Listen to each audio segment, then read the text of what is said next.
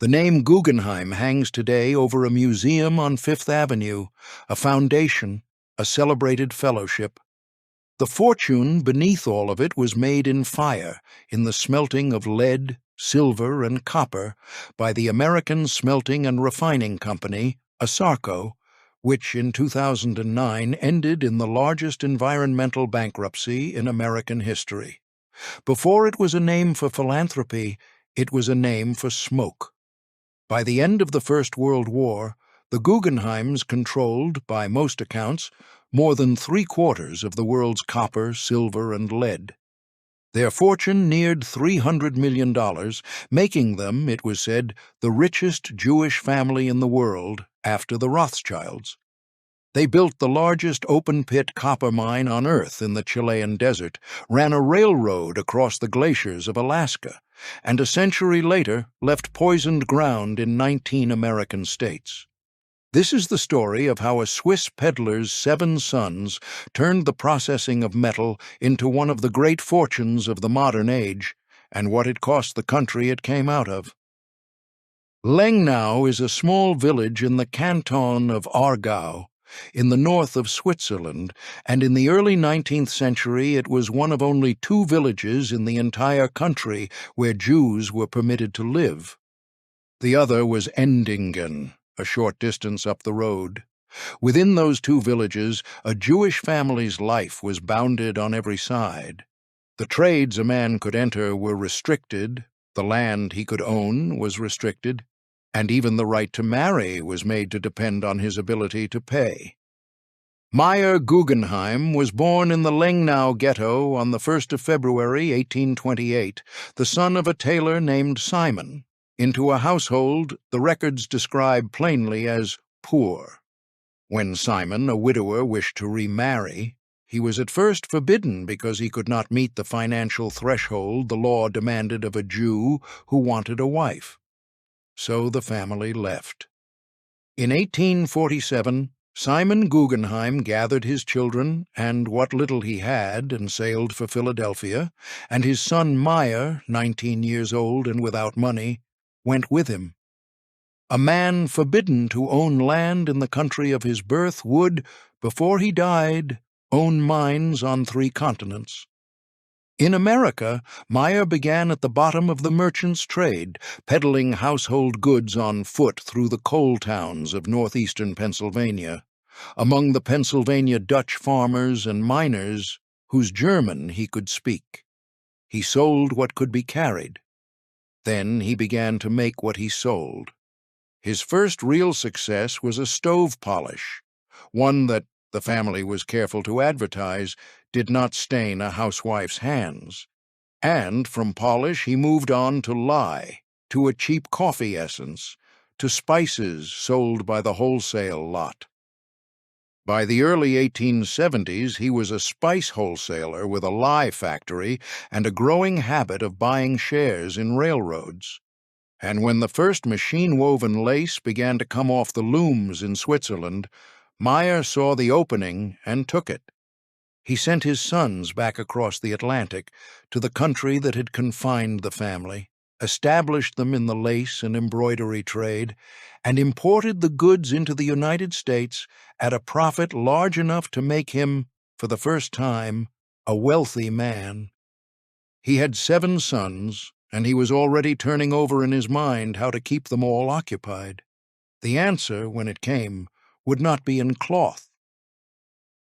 In the late 1870s, silver was pouring out of the Colorado Rockies, and the town of Leadville, perched above 10,000 feet, had become one of the loudest mining camps in the West. In 1880, Meyer Guggenheim, who had never mined anything in his life, bought an interest in 2 claims there, the A, Y, and the Mini, named for the prospector A. Y. Corman and his wife. When he traveled out the following year to look at what he had purchased, he found the shaft full of water, and for a time he was certain he had been swindled. He spent some $20,000 pumping the mine dry. One of his partners, discouraged, sold out his share, and in doing so handed Meyer Guggenheim a controlling interest in the 2 mines, just before they paid. Then the miners blasted through. A telegram reached Meyer in Philadelphia carrying a single word that meant everything in the language of the camps. They had struck mineral. The AEAY and the Mini had cut into ore of extraordinary richness. By one accounting, 1,200 pounds of lead and 18 ounces of silver in every ton, and the veins ran from the one claim straight into the other. The numbers that followed remade the family. The two mines turned a clear profit of $2,000 a day and held that pace for 10 years. By 1887, by one accounting, some 9 million ounces of silver and 86,000 tons of lead had been drawn out of the ground that Meyer had nearly walked away from. He had paid a few $1,000s for his first interest and 20,000 more to drain the water. Within a handful of years, the claims stood among the richest in Colorado. By 1887, the Guggenheims owned not two Leadville mines, but several, together with the Arkansas Valley smelter. The lace importer had become a mining man almost without deciding to. But Meyer Guggenheim's gift was never for the rock itself. He had noticed, as the ore came up out of his shafts, that the men who grew rich most reliably in a mining district were not always the men who owned the mines. They were the men who owned the smelters, the furnaces that every mine, his own included, had to pay to turn raw ore into metal that could be sold. The miner gambled on what lay hidden underground. The smelter took its fee from whatever came up, in the good years and the lean ones alike. Meyer had no appetite for gambling twice. He had come to Colorado to own a mine. He left it determined to own the fire. His next move would not be in Leadville at all. It would be a smelter of his own on the plains at Pueblo, and, before long, a decision to carry the family's furnaces south, across the border, into Mexico. The smelter Meyer Guggenheim built rose on the dry plains outside Pueblo, Colorado, at the close of the 1880s, and it was called the Philadelphia Smelting and Refining Company, after the city where the family had landed 40 years before. It was a 6-stack works, and from the beginning it was run on a principle that set it apart. Where other smelters turned away or that was heavy with zinc, or whose slag fouled the furnaces and ate into the profit, the Pueblo plant took it in. The Guggenheims would smelt what their competitors rejected and charge for the difficulty. A mine had only one product to sell, at a price it could not control. A smelter sold a service that every mine in the district required, and it collected whether silver rose or fell. Meyer had understood this in Leadville. At Pueblo, he built the understanding in brick and iron. The work of turning the insight into an empire fell increasingly to the second son. Daniel Guggenheim had been sent to Switzerland as a young man to learn the lace and embroidery trade and to buy for his father's import firm. In 1884, he came home to take up the family's mines and furnaces instead. He was the most able and the most unsentimental of the brothers, and over the next decade he became the one who decided where the Guggenheim fire would burn next. It burned next in Mexico.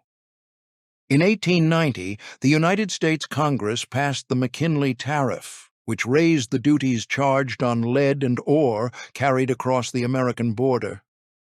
For a family that wanted to smelt the silver and lead of northern Mexico, the tariff was an obstacle, and Daniel Guggenheim turned it into a doorway. If Mexican ore could not profitably be carried to American smelters, then the smelters would go to the ore. The Guggenheims approached the government of Porfirio Diaz, the soldier president who had ruled Mexico for the better part of 2 decades and who hungered for foreign capital. Diaz granted them an extraordinary concession, the right, as the agreement put it, to undertake the exploration and exploitation of any mine they may want to lease or buy, and with it, the freedom to build. They built quickly. A great lead smelter rose at Monterey in the industrial north, and a lead and copper works at Aguascalientes in the Central Highlands. Solomon Guggenheim went south in 1891 to oversee the construction at Monterey. The enterprise was christened, with no modesty at all, the Great National Mexican Smelting Company, though the nation it enriched was not the one in its name. The ore was Mexican, and so was the labor, cheap and plentiful, while the profit traveled north to Philadelphia and New York. And when the Monterey works opened, the Mexican government stationed armed troops on the smelter grounds to guard against unrest among the men who worked them. The furnaces, in other words, would be protected. The men who fed them were a separate question. At home, Meyer drew the family's scattered holdings together. In 1891, he folded roughly a dozen mining and smelting operations into a single concern, the Colorado Smelting and Refining Company, and the loose collection of Guggenheim ventures began to take the shape of a system. Mines feeding smelters, smelters feeding markets, the family taking its toll at the narrow point through which all of it had to pass. By 1895, the shape of the fortune was plain. The family's smelters at Pueblo, Monterey, and Aguascalientes were together returning profits of more than $1 million a year. The Pueblo works ran its 6 stacks on ore that rival smelters would not handle. In Mexico, the Guggenheims had become one of the greatest industrial powers in the country, operating under a dictator's concession and behind a dictator's soldiers. Roughly a dozen separate operations had been gathered into one company in the space of a single year, and the man who had stepped off the boat at Philadelphia with nothing now controlled a chain of furnaces that ran from the Colorado plains into the heart of another republic. Meyer Guggenheim had set out to own the fire. By the middle of the 1890s, he owned a great deal of it. But the same decade that was making the Guggenheims rich was making other men richer still, and those men had begun to regard the smelting business the way Rockefeller had once regarded oil. In New York, a financier named Henry H. Rogers, a lieutenant of John D. Rockefeller, a builder of the Standard Oil Trust, was quietly drawing the smelters of America together into a single combination, a trust large enough to set the price of refining for the entire nation. He meant it to absorb everyone. He did not mean to leave room for a family of immigrant lace merchants out of Pueblo. The Guggenheims were about to be invited to surrender. They would answer by going to war. The combination Henry H. Rogers assembled in 1899 was built on the model that had made his patron, John D. Rockefeller, the richest man in America. Rogers and William Rockefeller, together with the copper financiers Adolph and Leonard Lewison, had already drawn the country's metal sellers into a single channel through a firm called the United Metals Selling Company. Now they reached for the smelters themselves. In 1899, they amalgamated 23 separate smelting companies into one corporation, the American Smelting and Refining Company, capitalized on a scale meant to fix the price of refining for the whole of the United States. The newspapers had a shorter name for it. They called it the Smelter Trust. One name was missing from the roster. The Guggenheim smelters at Pueblo, Monterey, and Aguascalientes had not been folded in, and their absence was conspicuous, because by 1899 no family in the business was stronger. Rogers understood that a trust meant to control American smelting could not afford to leave the Guggenheims outside it, free to compete. So in 1899, he extended an invitation: join the combination, take stock in it, become part of the machine. Daniel Guggenheim declined. The family that had clawed its way up from a peddler's pack would not hand its furnaces to a Rockefeller man and accept a minority share in return. Instead, the brothers incorporated a vehicle of their own, the Guggenheim Exploration Company, known as Guggenex, and prepared to fight the largest combination in the industry alone. They did not have to wait long for an opening. The American Smelting and Refining Company had been assembled in haste and capitalized too richly. Its paper value rested on optimism more than on metal, and in 1900 the trust was struck by its own workforce.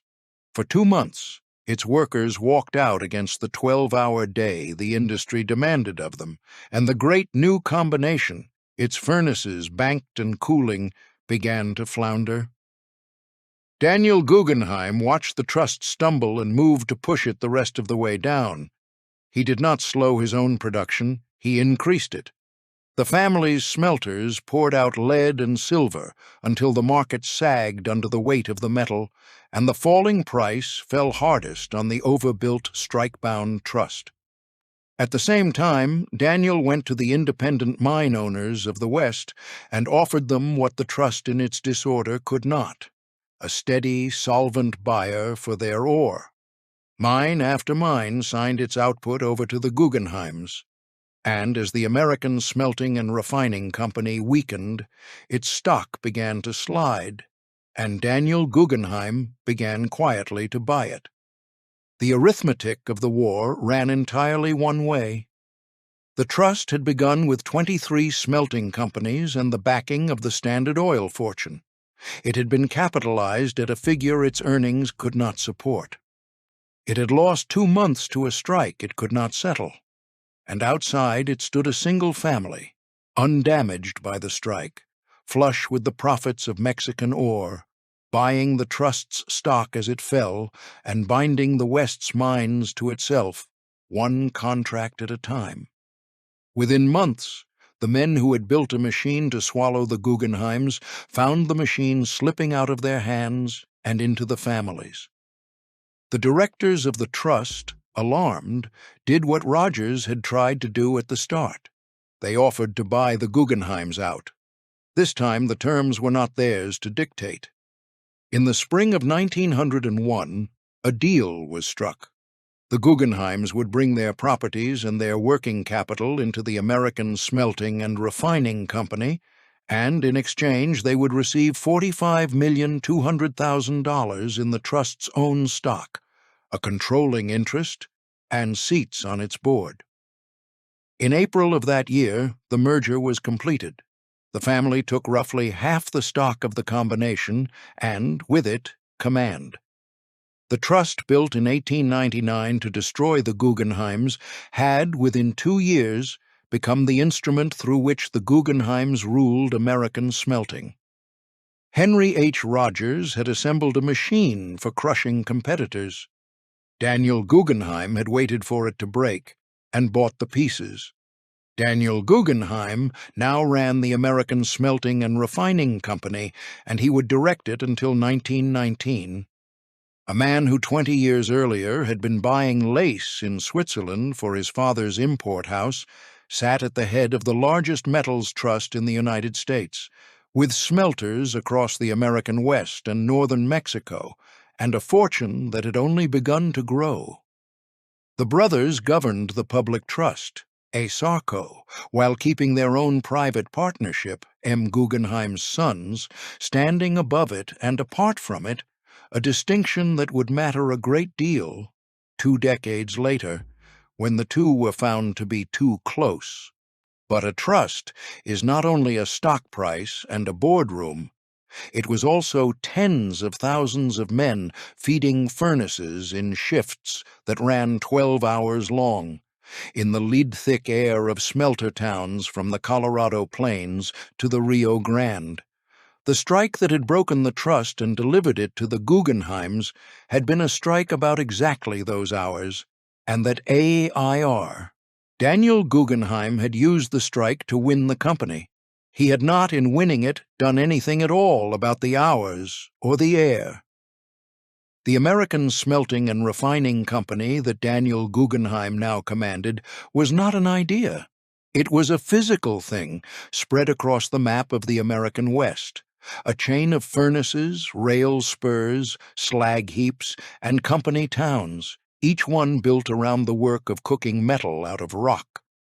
And under Daniel, the chain only grew. In 1902, the company raised new lead smelters at Murray, in Utah, and at Chihuahua, in Mexico, and within a year secured rights to the silver-lead ore of Idaho's Coeur d'Alene district. In 1905, it purchased a smelter at Tacoma, on Puget Sound, and the town that grew up around the plant took the name Ruston. In those same years, the trust moved heavily into copper, the metal of the coming electrical age. It built copper smelters in Arizona, at Hayden, and in Utah, at Garfield. It bought a lead smelter at Selby in California and a copper refinery at Perth Amboy in New Jersey. It raised a zinc works in Texas. To pay for the expansion, the Guggenheims floated a financing company, the American Smelters Securities Company, in 1905, and used it to absorb still more. By the end of the first decade of the new century, the reach of the machine was difficult to take in at a glance. Its furnaces stood at Pueblo and Leadville in Colorado, at Murray and Garfield in Utah, at Hayden in Arizona, at Selby in California, at El Paso in Texas, at Tacoma in Washington, and at Perth Amboy in New Jersey, with the Mexican works at Monterrey, Aguascalientes, and Chihuahua besides. The company bought ore from hundreds of mines it did not own and refined the metal of an entire continent. At Tacoma, it would in time raise a smokestack 562 feet tall, among the tallest structures in the country, built on a single theory that the higher the chimney, the farther the smoke would travel before it came down. It came down, in the end, across more than 1,000 square miles of the Puget Sound Basin. The men who fed the furnaces did so in shifts of 12 hours, in heat and in air thick with the very metals the company sold. They were, in their thousands, immigrants, Mexicans, Greeks, Slavs, and Austrians who took the smelter wage because it was the wage on offer. And in the smelter towns, the company was landlord as well as employer. They breathed lead and arsenic as a condition of the work, and many of them carried it home in their lungs and their bones. The physicians of the era had a name for the slow poisoning that settled into the men who handled the lead. They called it plumism, and it moved through the smelter towns in tremors and colic and failing nerves, a sickness of the labor itself. The men breathed the metal so that the metal could be sold. The brothers who sold it lived in New York. That distance, between the offices in Lower Manhattan and the furnaces in the smelter towns, was the true geography of the enterprise, and nowhere was it plainer than at El Paso.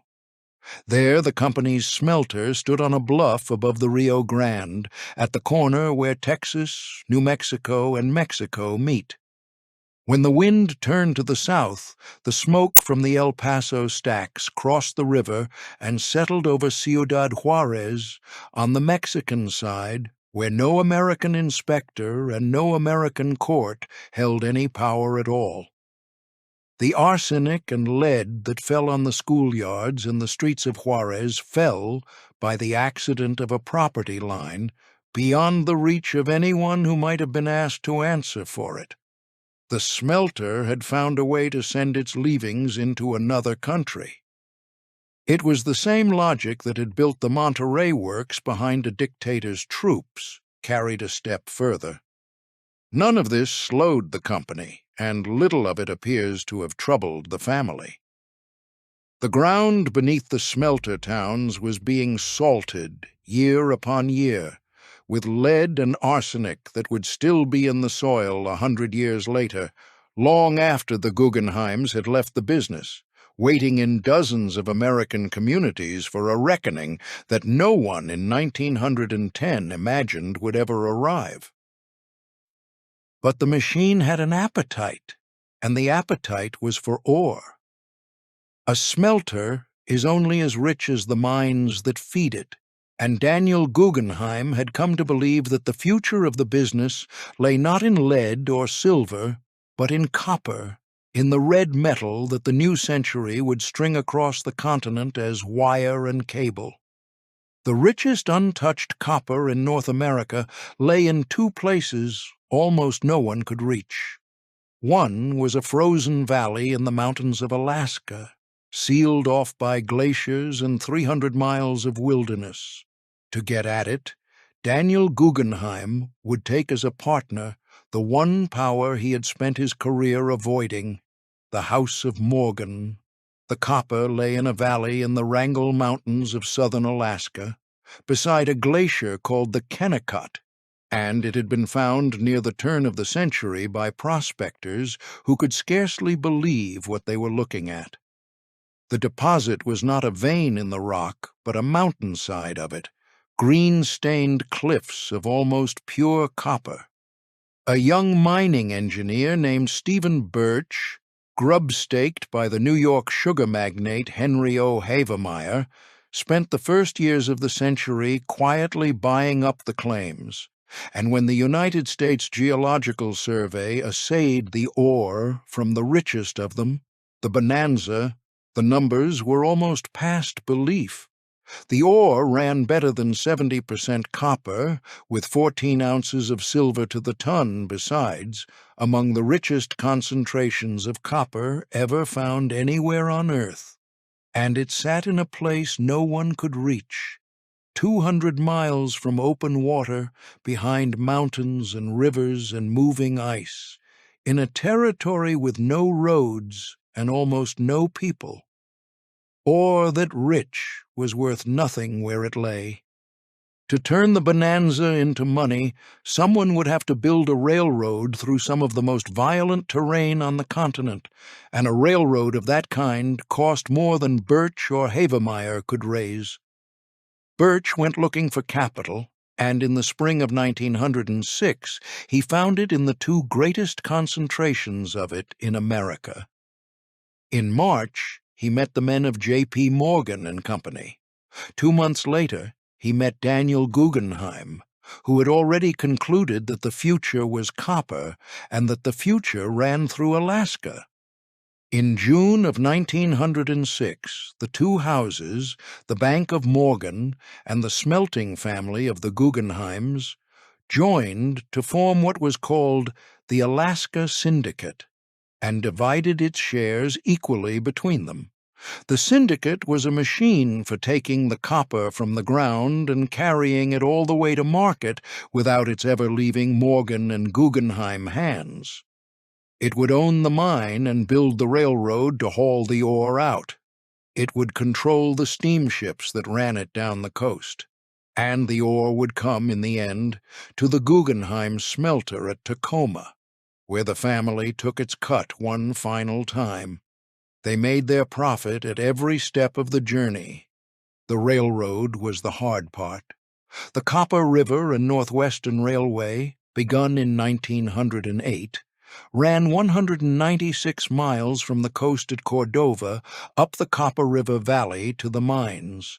And to build it, the syndicate's engineers had to lay track across ground that men had sworn could not be crossed. They bridged canyons. They drove the line between two moving glaciers, the Miles and the Childs, where the ice calved into the river and tore at the work. And there they raised a steel span so costly that it was known ever after simply as the $1 Million Bridge. The line was finished in 1911 after 3 years of labor in cold that stopped machinery and broke men, and when the first trainload of copper came down to Cordova, the Guggenheims possessed what no one else did: a clear road from the richest copper on earth to the open sea. The scale of it, once it was running, was its own kind of marvel. The bonanza ore assayed at better than 70% copper, against the 2 or 3% that ordinary mines were content to work. The railway ran 196 miles across glaciers and gorges.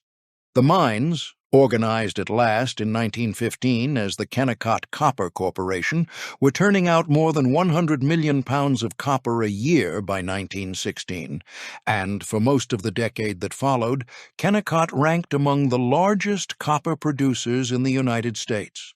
And the Alaska Syndicate that owned it all owned, besides the mine and the railroad, the steamship lines along the coast, a great share of the territory's salmon industry, and hundreds of thousands of acres of Alaskan wilderness bought up against the future. In a territory that Washington had barely begun to govern, 2 New York houses had quietly made themselves the nearest thing to a government Alaska had. That was precisely the trouble. To the people of Alaska, the syndicate did not look like progress. It looked like an occupation. The cartoonists of the day drew it as an octopus, its arms wrapped around the territory's mines and railroads and fisheries, and Alaskans took to saying bitterly that their land had been first a colony of Russia, then a colony of Guggenheim. The resentment broke into a national scandal in 1909 when it emerged that the Taft administration's Secretary of the Interior, Richard Ballinger, had moved to validate a block of Alaskan coal land claims that stood to pass to the Morgan Guggenheim interests. The government's chief forester, Gifford Pinchot, the conservationist and lieutenant of Theodore Roosevelt, accused Ballinger of handing the public's coal to the trust, and a young land office investigator named Louis Glavis brought forward the evidence. President Taft sided with Ballinger and dismissed the men who had exposed him, and the affair tore open the Republican Party along the very seam that would split it apart in the election of 1912. In the midst of the investigation, the family's interests were not without a friend in the Senate. Simon Guggenheim, the brother Colorado had sent to Washington, sat in the Capitol as the affair unfolded and by some accounts lent his weight to Ballinger's defense. A satirical map of the period put the question more plainly than any speech. It was titled United States of Guggenheimerica. The Alaska copper made the Guggenheims richer and, for the first time, widely hated. The conservation movement and the muckraking press had found in the Morgan Guggenheim syndicate a nearly perfect villain.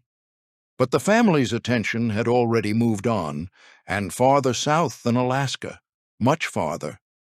There was a second mountain of copper in the world that no one had been able to work, and it lay not in the ice of the far north, but in the most lifeless desert on the planet, the high Atacama of northern Chile. It would become the largest copper mine on Earth, and to reach it, the Guggenheims would carry water across 55 miles of dead ground. The Atacama Desert of northern Chile is the driest place on the surface of the Earth. There are valleys in it where rain has never been recorded, where the ground is salt and gravel and nothing grows, and where a body left in the open does not rot but slowly dries. And beneath that dead ground, near a place called Chuquicamata, at 9,500 feet in the high desert, lay the largest single deposit of copper in the world. The Incas had chipped at it as early as the 1500s. No one since had been able to work at its scale, because the difficulty of the place defeated every attempt. There was no water within 45 miles, no power within 85, and no easy way to carry either across the mountains. A Boston mining man named Albert Burridge acquired the deposit but lacked the means to develop it, and he sold it to the only people in the world, both rich enough and bold enough to take it on. The Guggenheims bought Chuquicamata for stock, valued at some $25 million, and in 1912 they organized it under a company called the Chile Exploration Company, Chilex, to the men who worked it. What made the deposit workable at all was a science the family's engineers had been perfecting in the American West. At the Utah copper mine, they had learned how to make money from porphyry ore, copper-bearing rock so poor that older methods could not touch it, by moving and treating it in quantities no one had attempted before. They carried that mass-scale approach to the Atacama and built a great leaching and electrolytic plant to draw the copper out of the oxidized desert rock. The method came to bear the family's name. It was called the Guggenheim process. But no process could run without water and power, and Chuquicamata had neither. So the Guggenheims built them. On the coast at Tocopilla, some 90 miles from the mine, they raised a power plant and strung cables up over the mountains to carry electricity into the desert. And, to bring water to a place that had none, they laid an aqueduct 55 miles long, across the dead ground, over the ranges, from the far mountains down to the pit. In the driest desert on earth, the family that had begun by selling stove polish in the coal towns of Pennsylvania now manufactured rain. The mine opened in 1915. What rose at Chuquicamata had no equal anywhere. It was the largest open-pit copper mine on the planet, cut into a deposit the Incas had first opened nearly 400 years before. It stood at 9,500 feet in a desert 45 miles from the nearest water and 85 from the nearest power. To feed it, the Guggenheims had built a power plant 90 miles off and an aqueduct 55 miles long across ground where nothing lived. They had paid some $25 million for the right to do it, and by 1923 the mine was producing refined copper for less than 6 cents a pound, the cheapest copper in the world, pouring out of the emptiest place in it. The men who dug it lived where men had never lived, in a company town raised from nothing in the middle of the salt waste, dependent on the company for the water they drank, the food they ate, and the wage they were paid. They were Chilean, and they were cheap, and when in the 1920s they organized under the banner of the Federation of Chilean Workers and struck for better terms, the company answered them hard. The strikes at Chuquicamata were bitter, and the retaliation bitter in turn, and the conflict fed a rising Chilean fury at the spectacle of the country's greatest natural treasure being carried off by foreigners for 6 cents a pound. It was the Mexican pattern once more, and the smelter town pattern once more, transplanted to the far side of the equator. The ore belonged to the country, the labor belonged to the country, and the profit belonged to New York. By the early 1920s, the Guggenheims stood at a height no American family in their trade had ever reached. They held the largest copper mine on Earth in Chile, the richest copper in North America in Alaska, the great smelting trust at home, and a fortune that ran into the hundreds of millions.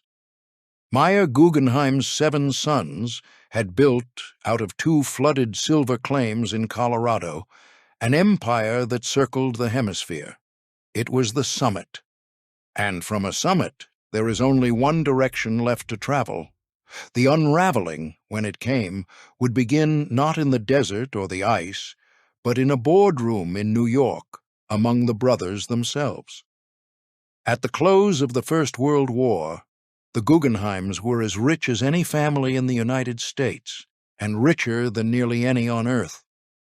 The metals the modern age was built from, the copper of its wires, the lead of its pipes and paint and shot, the silver of its coin, passed in enormous proportion through Guggenheim hands.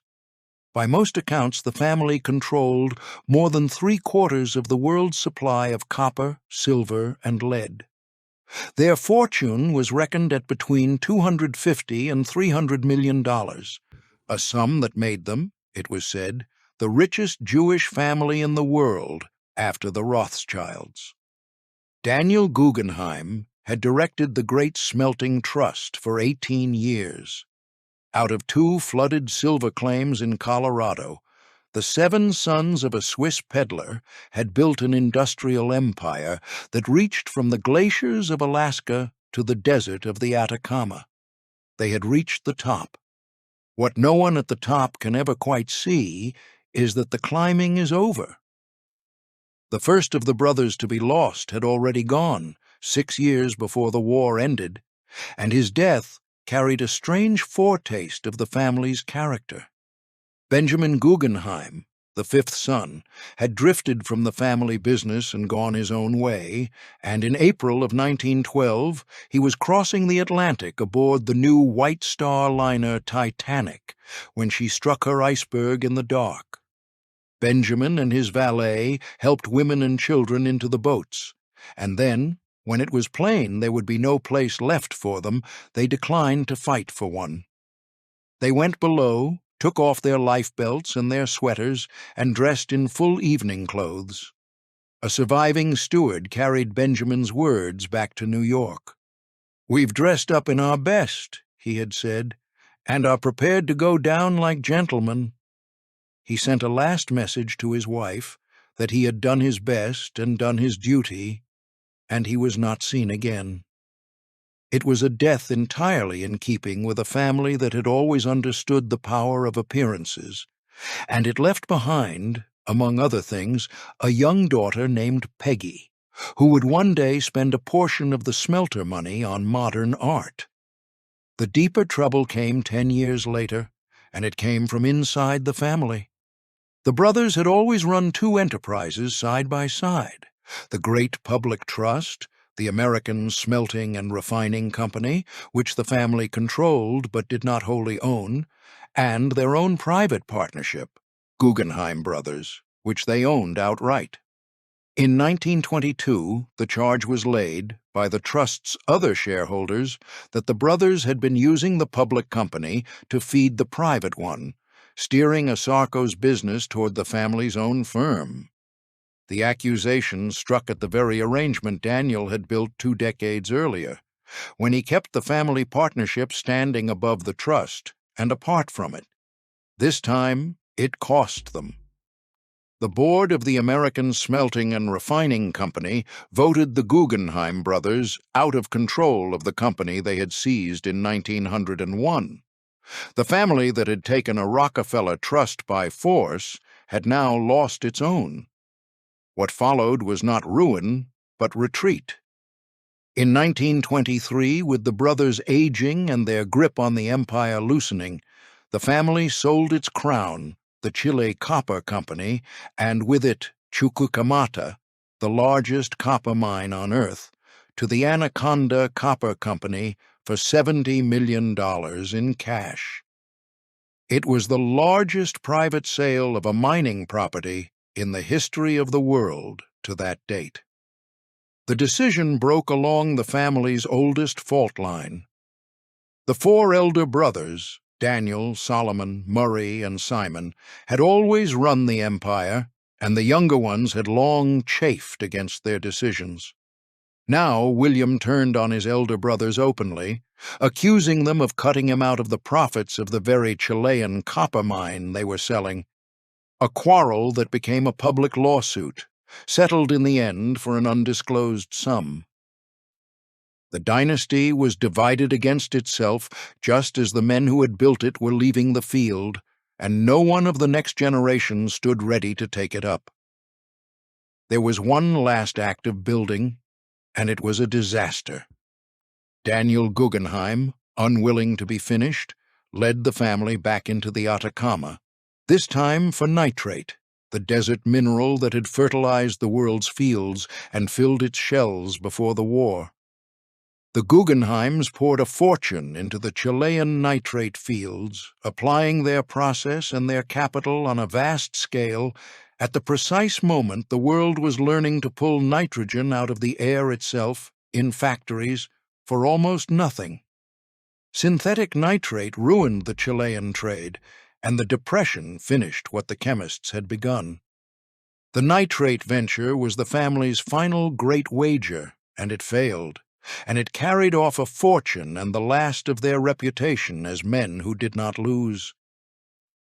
The smelter king's closing bet was on a mineral the future had stopped needing.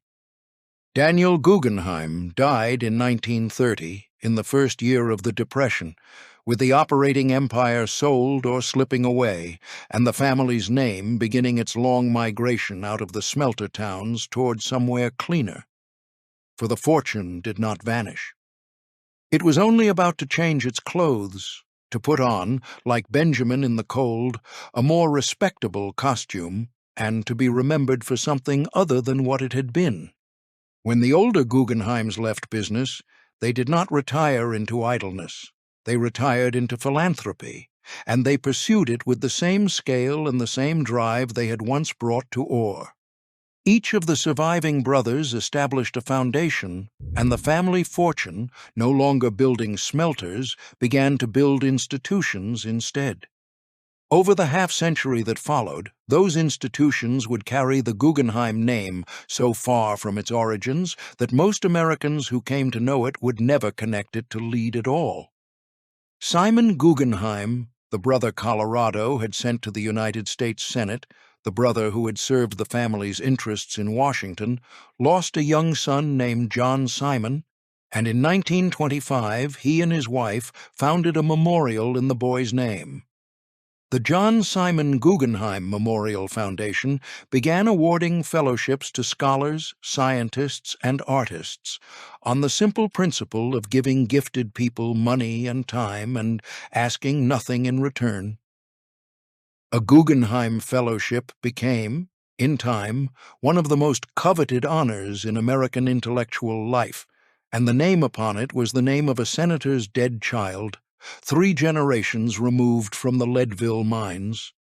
Solomon Guggenheim, who had once gone down to Mexico to raise the smelter at Monterey, spent his later years buying modern paintings, abstract and non-objective work that few American collectors yet wanted, and the foundation he created to house them would one day raise, on Fifth Avenue, the spiraling white museum that is now the first thing most people picture when they hear the family's name.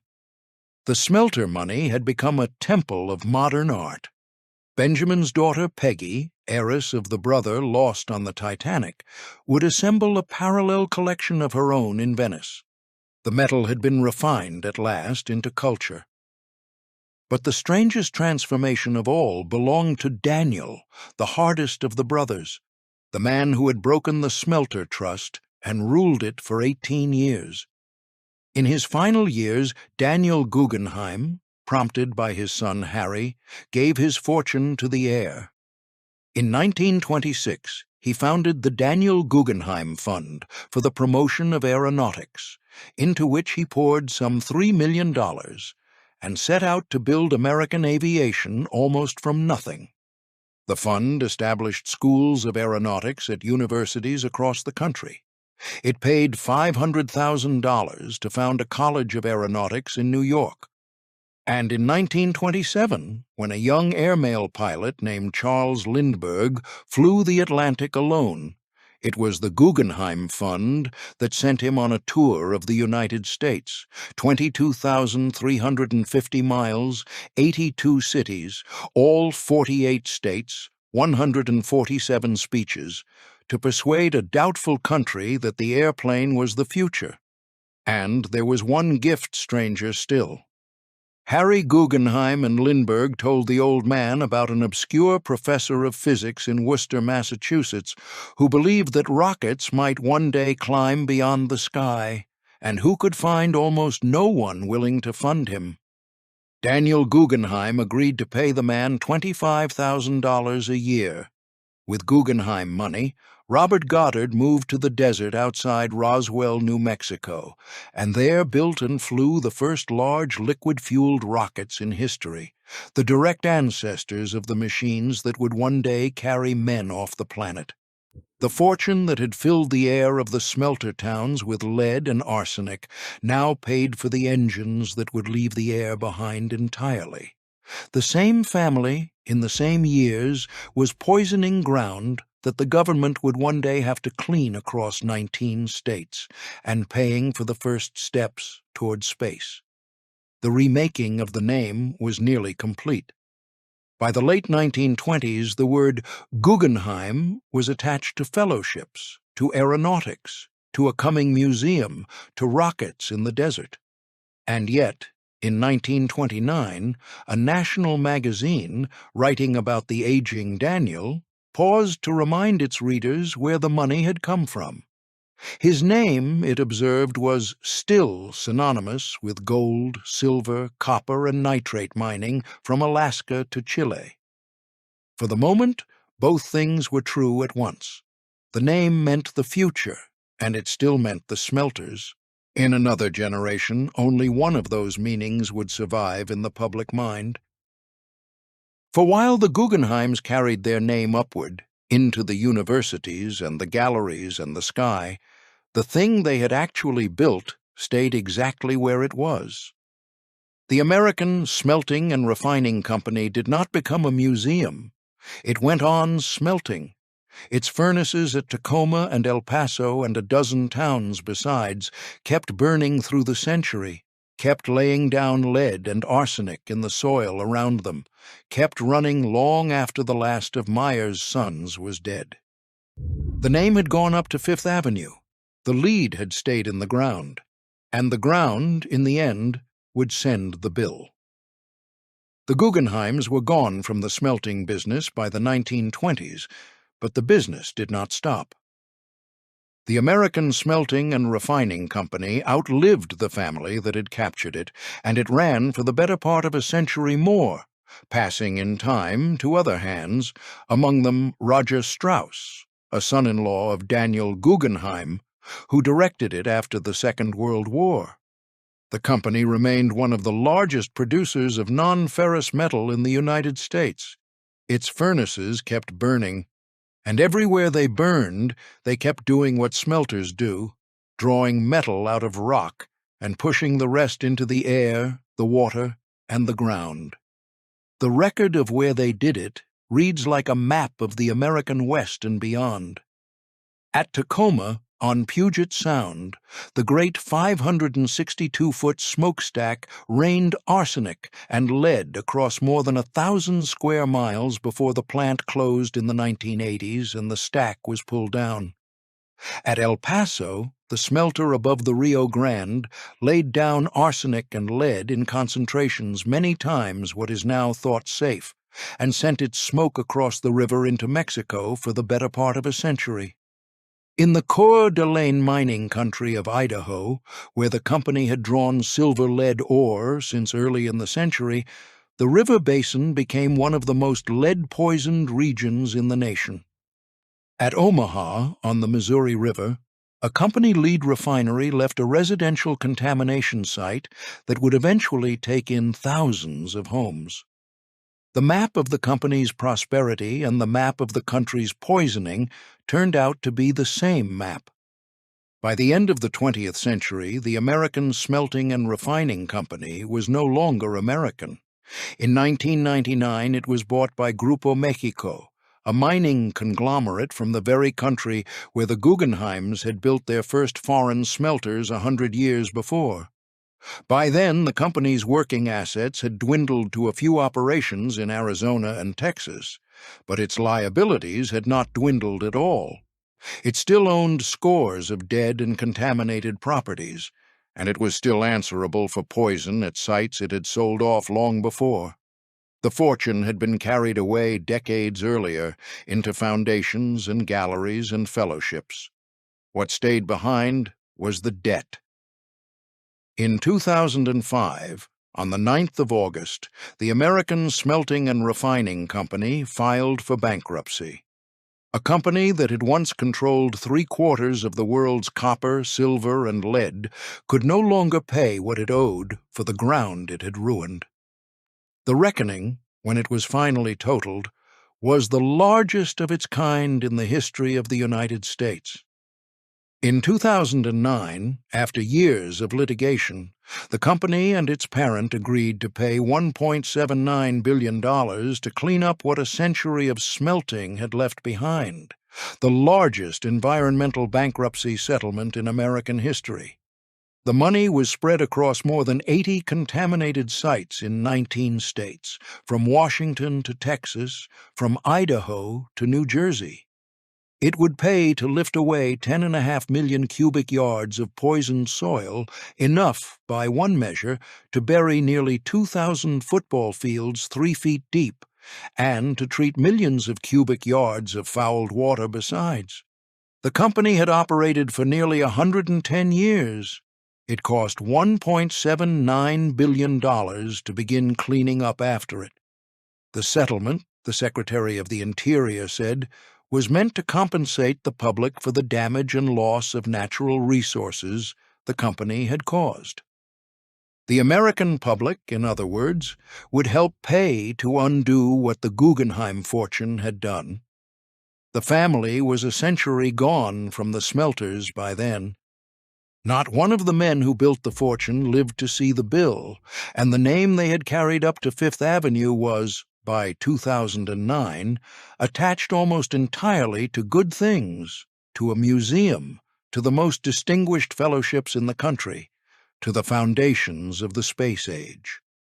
Almost no one who spoke the word Guggenheim with reverence connected it any longer to lead, or to arsenic, or to the 12-hour shift, or to the smoke that had crossed the river into Juarez.